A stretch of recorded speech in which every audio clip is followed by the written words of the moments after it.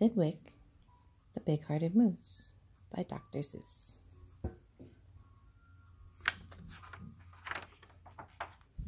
Written and illustrated by Dr. Seuss.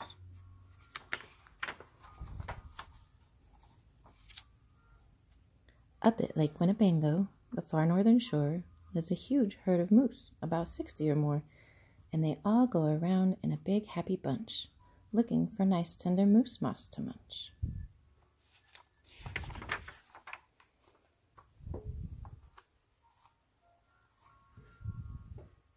Up at Lake Winnebago, one day they were lunching, just strolling along and enjoying their munching, for the moose moss that day was especially fine, when it happened that Thidwick, the last moose in line, saw a bingle bug sitting. The bug called out, "Hey, it's such a long road, and it's such a hot day. Would you mind if I rode on your horns for a way?"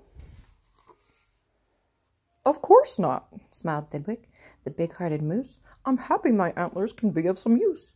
There's room there to spare, and I'm happy to share. Be my guest, and I hope that you're comfortable there." So the bingle bug picked out a nice easy seat, and the moose went on looking for moose moss to eat.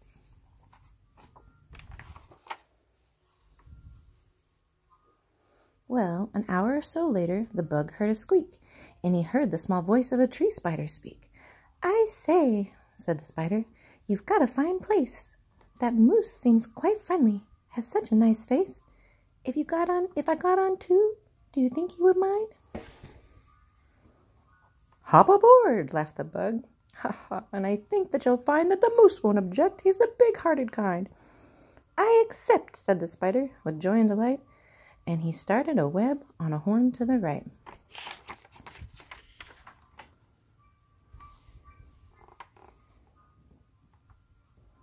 While the spider was spinning, he heard a gay song, and a fresh little zinazoo bird came along. He stopped, and he stared, and he chirped, "Well, well, well, what a smart place to build, what a great place to dwell. I've been living on trees ever since I was born, but here's something new, why not live on a horn? If there's room there for two, then there's room there for three." "There's plenty of room, ha," laughed the bug, "and it's free." Thidwick stopped walking. What was all that talking? These guests had caught Thidwick, the moose, unawares. "Hey," he called out, "what goes on there upstairs?"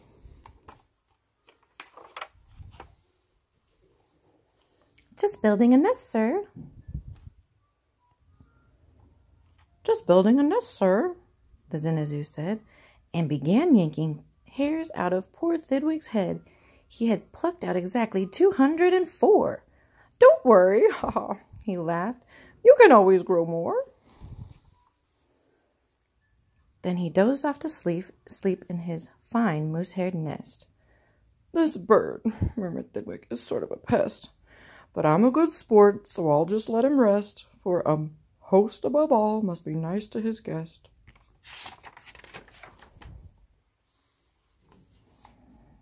"Besides, now it's getting quite late in the day, and surely tomorrow they'll all go away."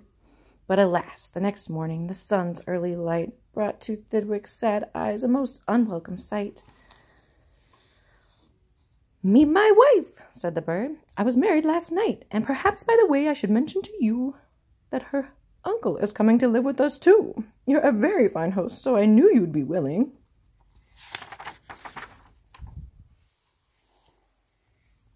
Then the uncle, a woodpecker, started in drilling. All Thidwick's friends shouted, "Hey, get rid of those pests." "I would, but I can't," sobbed poor Thidwick. "They're guests." "Guests indeed," his friends answered, and all of them frowned. "If those are your guests, we don't want you around. You can't stay with us because you're just not our sort." And they all turned their backs and walked off with a snort.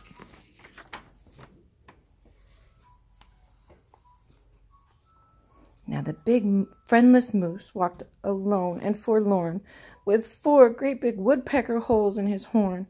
"What holes?" whispered Herman, a squirrel who spied him. "What holes to hide nuts in? Mind if I try them?" "They're yours," called the woodpecker. "Get right up inside 'em. This big-hearted moose runs a public hotel. Bring your nuts, bring your wife, bring your children as well." So the whole family of squirrels all jumped on pell-mell.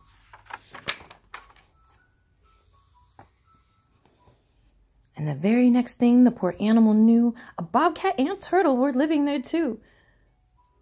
Now, what was this big-hearted moose going to do? Well, what would you do if it happened to you? You couldn't say scat, because that wouldn't be right. You couldn't shout scram, because that isn't polite. A host has to put up with all kinds of pests, for a host, above all, must be nice to his guests. So you'd try hard to smile, and you'd try to look sweet, and you'd go right on looking for moose moss to eat.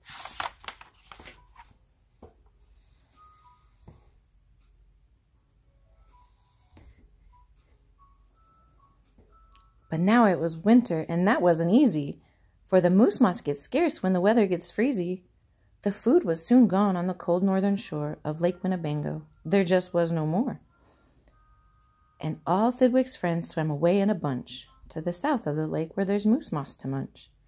He watched the herd leaving, and then Thidwick knew he'd starve if he stayed. He'd have to go too.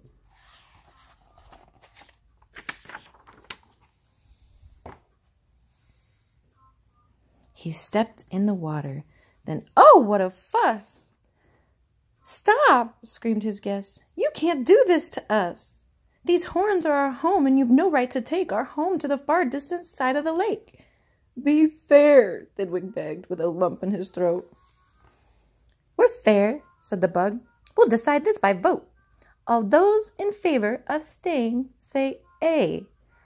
All those in favor... We're fair, said the bug. We'll decide this by vote. All those in favor of going say A. All those in favor of staying say nay. A, shouted Thidwick. But when he was done...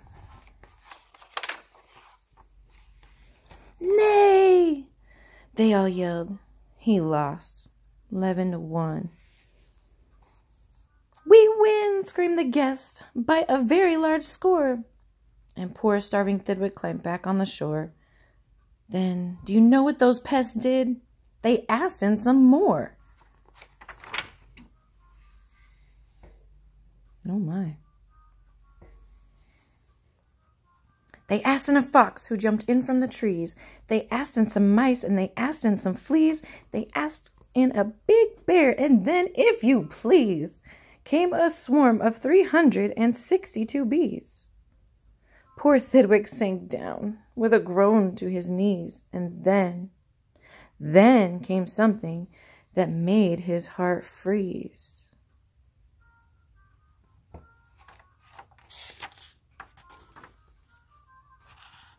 Bullets came zinging right past Thidwick's face.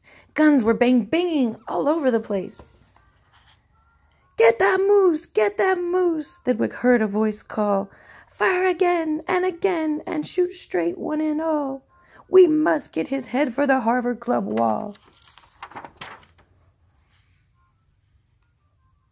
Thidwick took to his heels with the load on his head. With 500 pounds on his horns, the moose fled. He could have run faster without all those pests, but a host, above all, must be nice to his guests.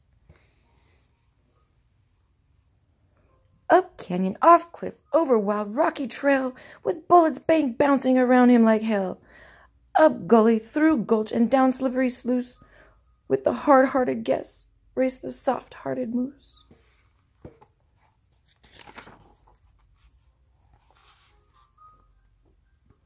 Then finally, he had them. Finally, they had him. Because of those pests, he had run out of luck.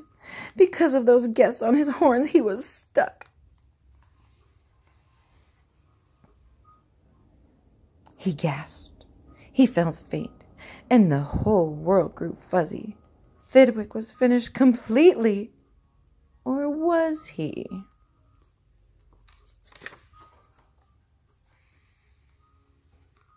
Finished? Not Thidwick. Decidedly not. It's true, he was in a most terrible spot. But now he remembered a thing he'd forgot. A wonderful something that happens each year to the horns of all moose and the horns of all deer. Today was the day. Thidwick happened to know it.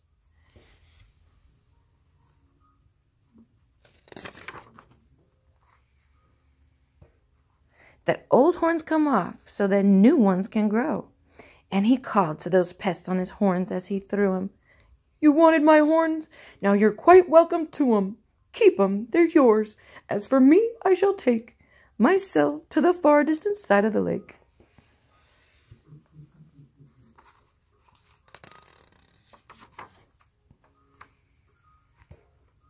And he swam Winnebago and found his old bunch, and arrived just in time for a wonderful lunch at the south of the lake where there's moose moss to munch.